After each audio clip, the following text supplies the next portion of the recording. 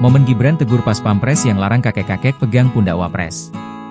Beredar video yang memperlihatkan Wakil Presiden, Wapres, Gibran Rakabuming Raka menegur pas Pampres viral di media sosial. Pasalnya, pas Pampres melarang seorang kakek memegang pundak Gibran. Momen itu terjadi saat Gibran mengunjungi Puskesmas Jatinegara dan Puskesmas Duren Sawit. Hal itu diungkapkan Gibran melalui unggahan di Instagram pribadinya pada Minggu, 23 Februari 2025.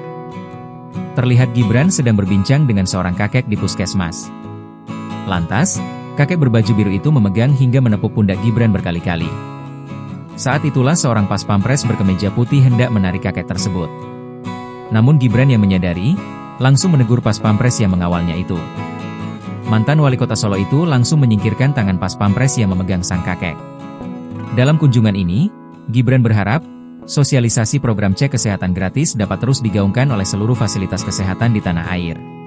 Download Tribun X sekarang, menghadirkan lokal menjadi Indonesia.